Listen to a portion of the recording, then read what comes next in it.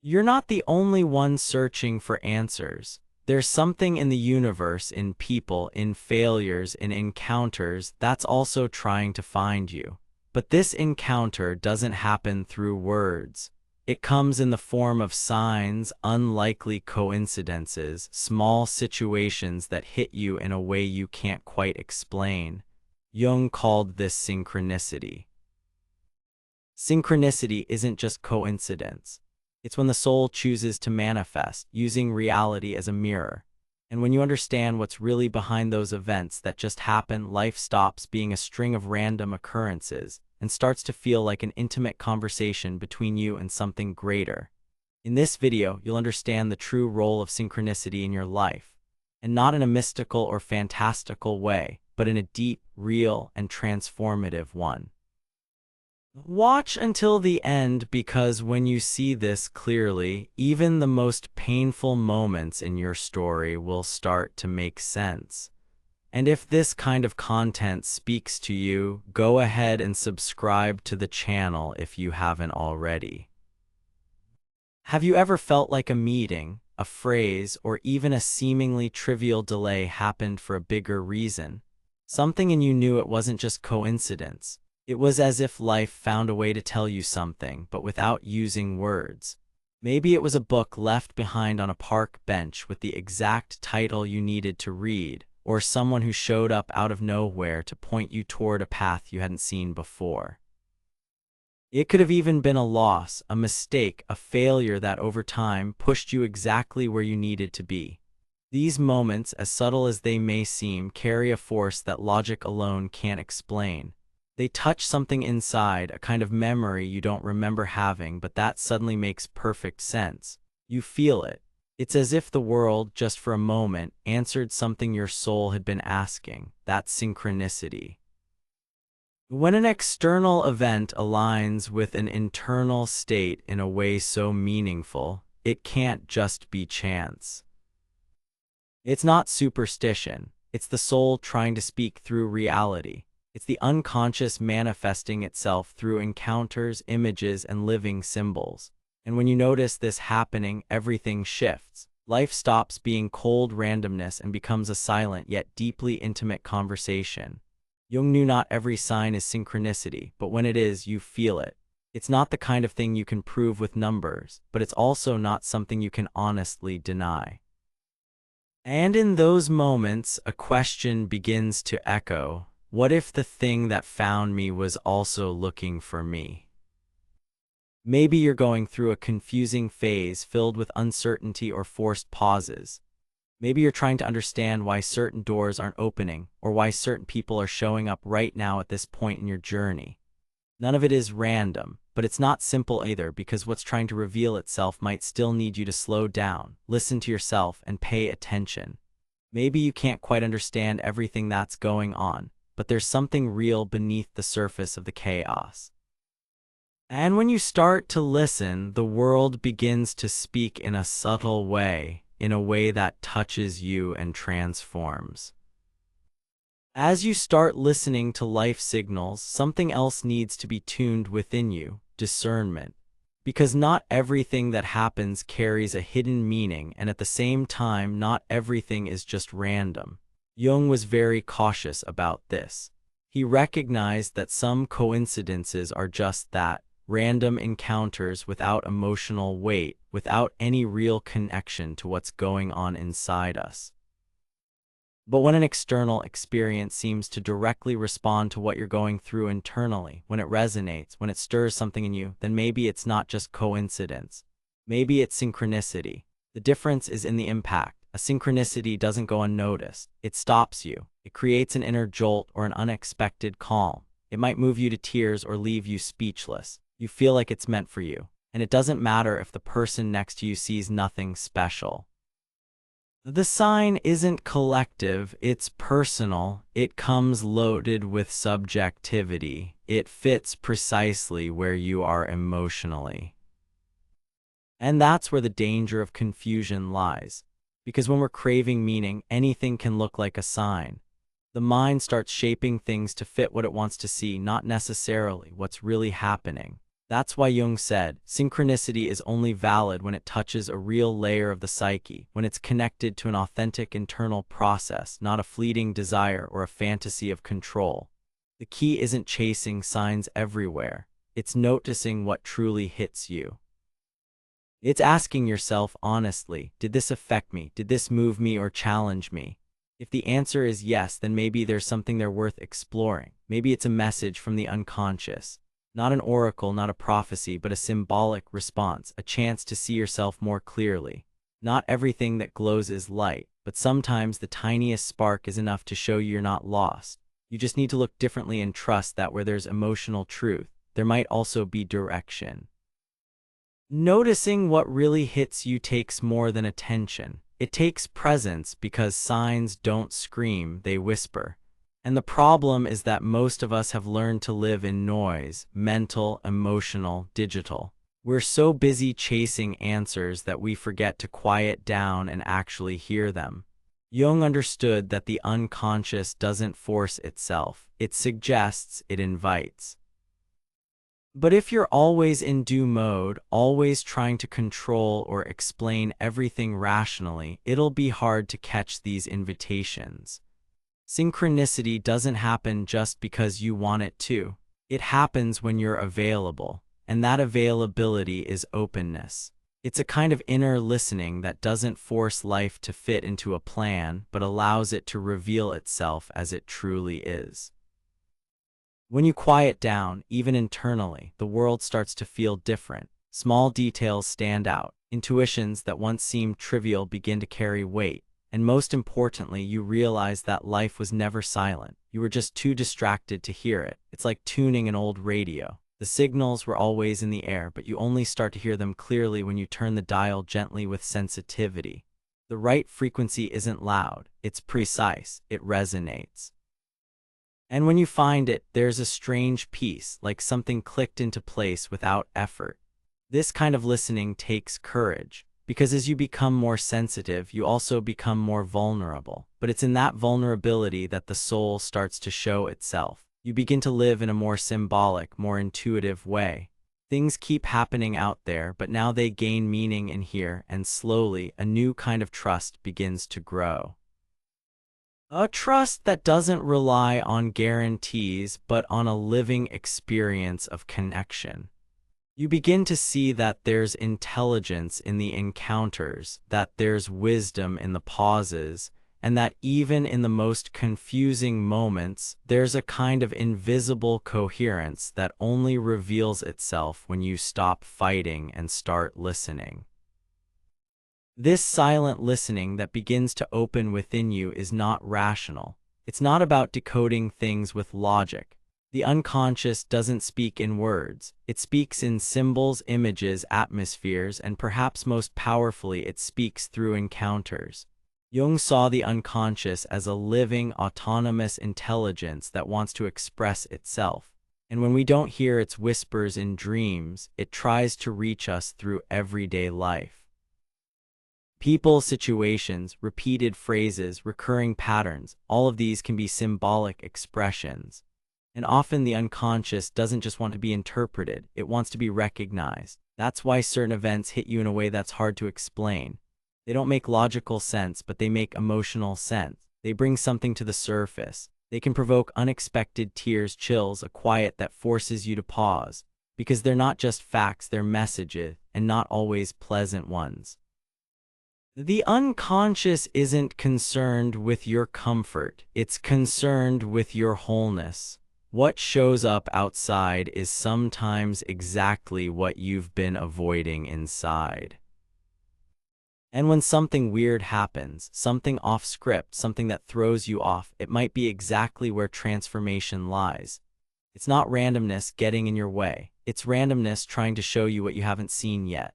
These symbolic encounters, when lived with presence, act like mirrors. They don't come to confirm your certainties. They come to reveal your shadows, awaken memories, or simply break the rigid logic you've been trying to use to run your life.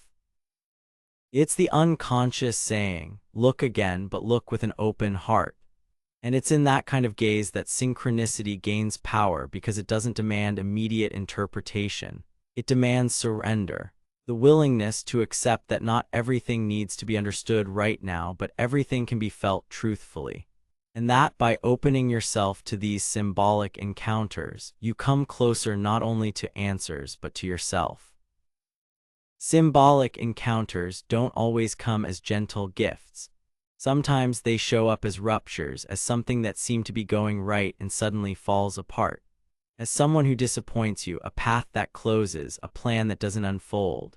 And your first reaction is almost always pain, rejection, anger. But what if that's exactly where the real sign is? There's a part of the soul that only matures when something the ego deeply wanted simply doesn't happen. Not because you did something wrong, but because maybe it wasn't in tune with who you're becoming. Jung understood that the psyche seeks integration, not just fulfillment. And that means life sometimes needs to interrupt a desire to bring you back to what truly matters. When you're frustrated, the unconscious might be redirecting you. When you lose something, it might be protecting you from what you still can't see. It's not punishment, it's coherence.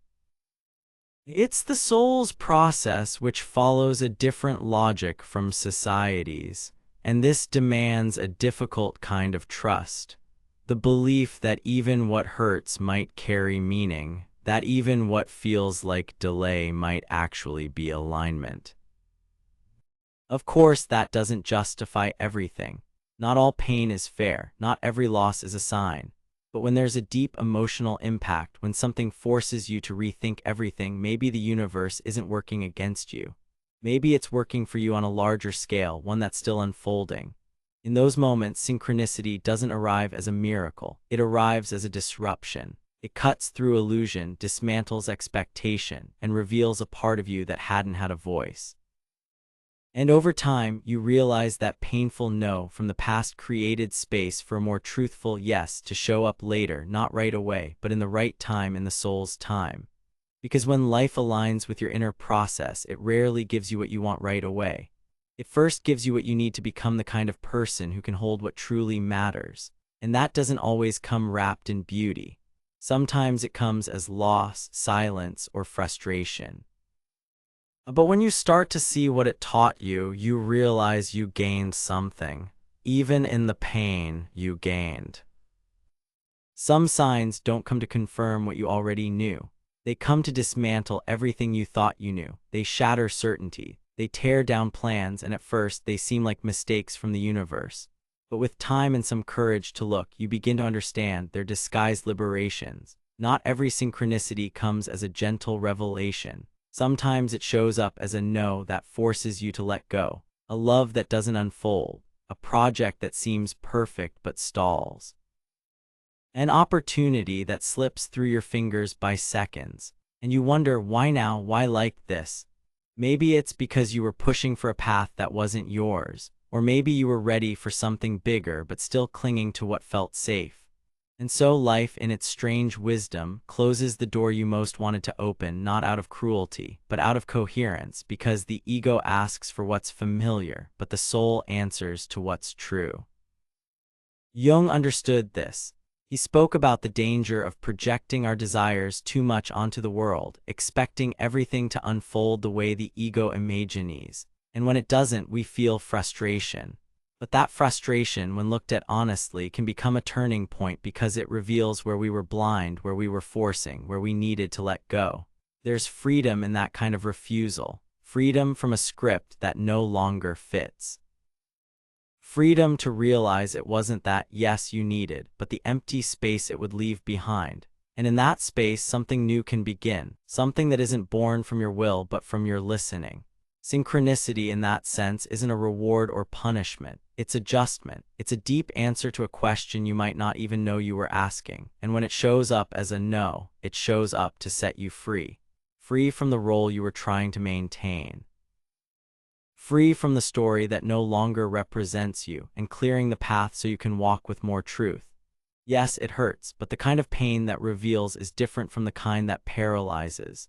The first has meaning, the second doesn't, and when you start to see that difference, something in you shifts. You stop fighting reality and start walking with it, even when it pushes you away from what seemed ideal, because deep down you feel it wasn't the end, it was the beginning in disguise. Sometimes the sign you need doesn't come through beauty or wonder. It comes through discomfort, through the person who confronts you, through the offhand comment, through the situation that shakes you up and leaves you wondering, why did this hit me so hard? Jung said that everything that irritates us about others can help us understand ourselves. Not because the other person is right, but because the disproportionate reaction reveals something still hidden inside us. The shadow, the unseen part, the denied part. And that's where synchronicity can work in a less obvious but deeper way. It also appears as friction. Irritation in this sense isn't just discomfort, it's a mirror. Something the world shows you unfiltered so you can see what you still don't want to face. A judgment that stings might touch your insecurity. A rejection might reveal your dependency. Someone else's mistake might reflect a part of you that you're still trying too hard to control. And it's not easy to face that because the first impulse is to blame the other, to escape the feeling, to rationalize. But when you start paying attention to what the discomfort wants to show you, something opens up. You realize it's not punishing you, it's provoking you, it's calling you to grow. The synchronicity that provokes is just as powerful as the one that enchants because it reveals the unresolved zones. It shows where wounds are still open, and with courage it offers the chance to heal them. But for that you have to step out of the victim role. You have to ask yourself, what is this showing me about myself? And the answer doesn't always come easily. Sometimes it arrives slowly in the days that follow when the dust settles and your soul digests the impact. But it comes. And when it does, it transforms. The irritation stops being just wear and tear. It becomes a sign, and you start to be grateful even for the stumbles because they snapped you out of autopilot and brought you back into contact with who you really are. It takes maturity to see wisdom in friction, but once you reach that point, everything becomes material for awareness. Even pain, even anger, even that uncomfortable encounter you wanted to avoid. Because deep down, the universe doesn't want to please you, it wants to wake you up. After so many provocations, there are moments when life speaks clearly through a calm but firm impulse, almost like a silent push from within. It's when the soul says, go, you don't have all the answers, you're not in control, but something in you knows. Knows it's time to move, to say yes, to change course, or simply to trust. That feeling doesn't come with anxiety. On the contrary, true intuition is calm, it's simple, it doesn't argue, it doesn't shout, it doesn't pressure. It presents itself as a silent conviction, and when you listen with your whole body you feel peace. Jung distinguished between instinct and intuition but saw both as legitimate expressions of the psyche. Instinct protects, intuition guides, and often they work together when the soul needs to make decisions the mind can't explain. A non-rational, yes, but deeply coherent. An inner movement that, when honored, opens unexpected paths. It's common to ignore that calling because it doesn't fit the plan or because it seems too irrational. But synchronicity doesn't always follow linear logic. It shows up in unlikely meetings, in sudden decisions that later make perfect sense, in paths you didn't even know you wanted until you walked them. And the closer you get to yourself, the stronger that intuition becomes. Not because you've become more spiritual, but because you've become more honest with yourself. The soul doesn't speak to those who pretend. It reveals itself to those who listen with truth. And often that listening happens in the body.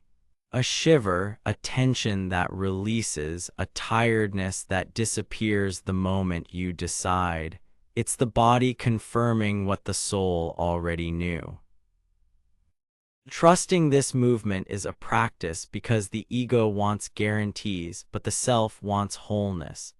And sometimes that means moving forward without knowing exactly where it will lead.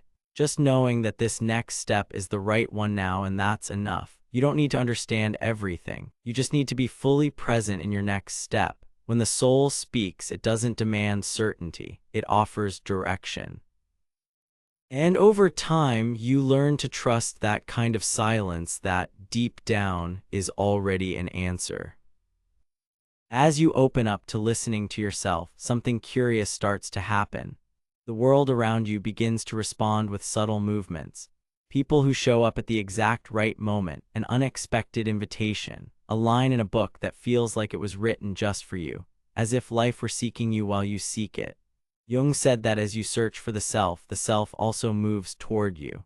It's as if by taking the first step toward your essence, a greater intelligence starts organizing the path. This isn't about magic, it's about resonance. When you're aligned with your inner process, the outside world begins to reflect that alignment. And the most beautiful part is that these encounters aren't forced. They happen when you stop chasing what should be and start living what is. It's in that state of presence that the new finds space to enter, that the unexpected can become revelation. Many times, what you need isn't to run faster, it's to become available. And that availability is born when you begin to trust that not everything depends on your effort, that there's a part of life that responds to your surrender, not your control. And that response comes through paths your willpower alone could never create. You don't need to manipulate reality to receive what makes sense. You just need to be awake, because when you're awake, you recognize, you see the sign. You notice the value of a simple encounter, of a phrase said in passing, of a coincidence that strikes a chord. None of this is predictable, but it's profoundly coherent, because deep down you're not just trying to reach a destination, you're being called, and that calling manifests when there's real listening, when there's presence, and when there's courage to let yourself be found. You're not alone on this path. There's something greater moving with you, something that can't be seen but can be felt, and when you feel it, you understand. What you seek with an open heart is already in some way moving toward you, too. By now, maybe you've realized the events in your life aren't as random as they once seemed. There's a kind of invisible thread connecting the moments, the people, the places, and that thread isn't made of logic, but of meaning, of deep significance.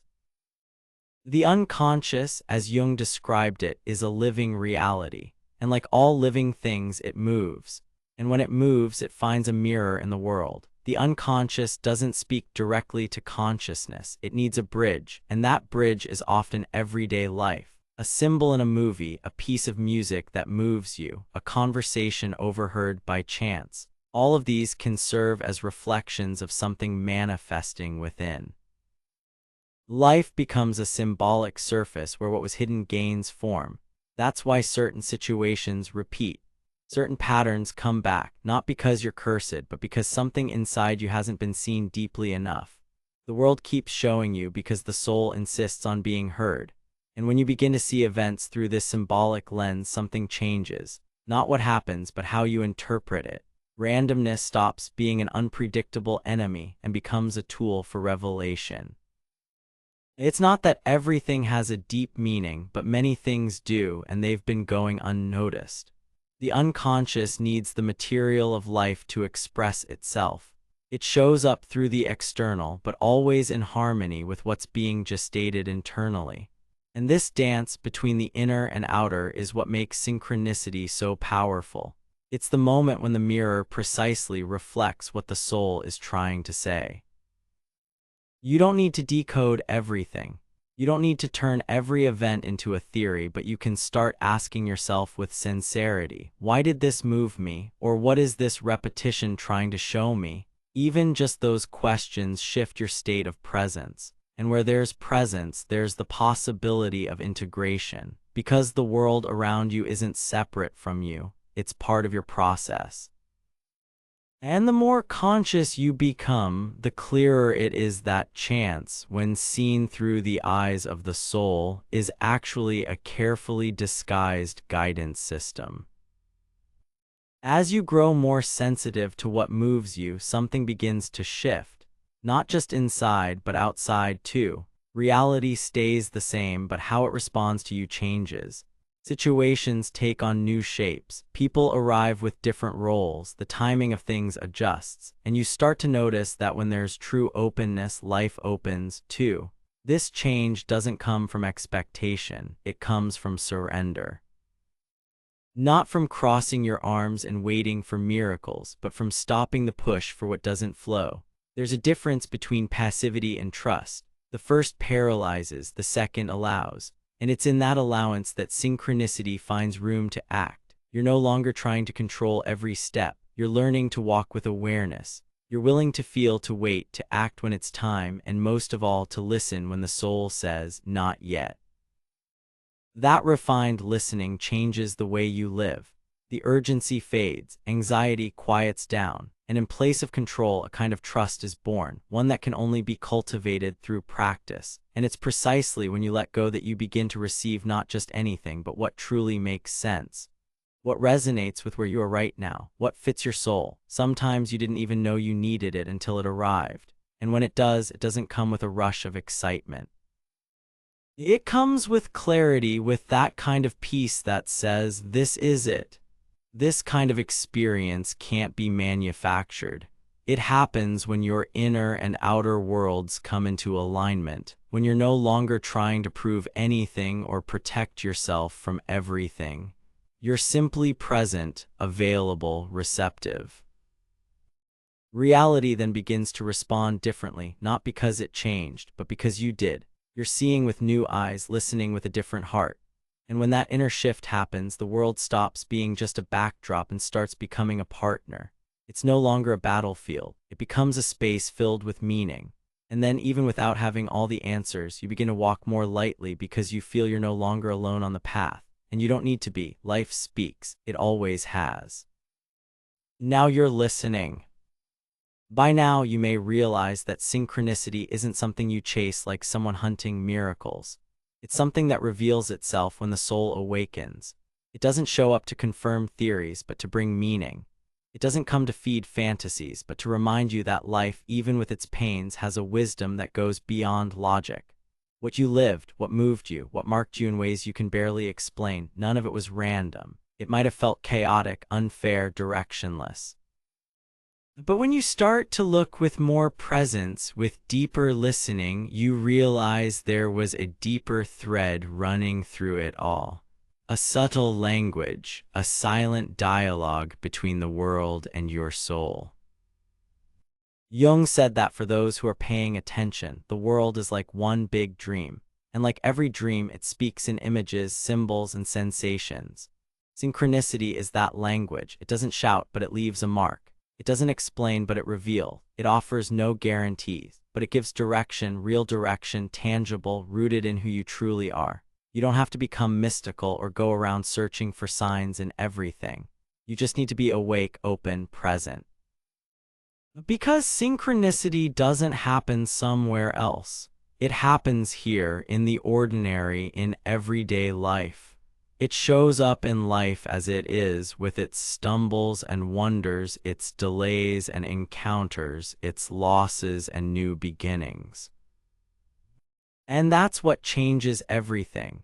When you realize that what found you is also looking for you, that life isn't testing you to punish you, but to align you, that the pain, as harsh as it was also a path, that the no's created space, that the hard encounters revealed truths you wouldn't have seen on your own. None of this makes the journey easier, but it makes it more honest. And it's in that honesty that the soul begins to bloom. When you stop chasing explanations and start living with meaning, when you understand that even silence can be an answer, and that, yes, the universe speaks, but it speaks to those who are awake. So maybe the greatest answer you can receive won't come from outside. It will come from your own gaze, from the way you've begun to listen to yourself, because it's from that place that everything changes. Not suddenly, but from the inside out. And when that happens, synchronicity stops being the exception. It becomes a language, and life stops being random and becomes a meeting. If you've made it this far, drop a comment below. I recognize the signs. That phrase shows not only that you watched until the end, but that something in you is beginning to awaken. And if this content truly touched you and you'd like to support the channel more directly, you can click the thanks button down below. Even the smallest financial support makes a big difference. It helps this work continue, grow subjects, grow, and reach even further. Maybe even as a new sign for someone else who's also searching for meaning. Thank you for being here. See you in the next video.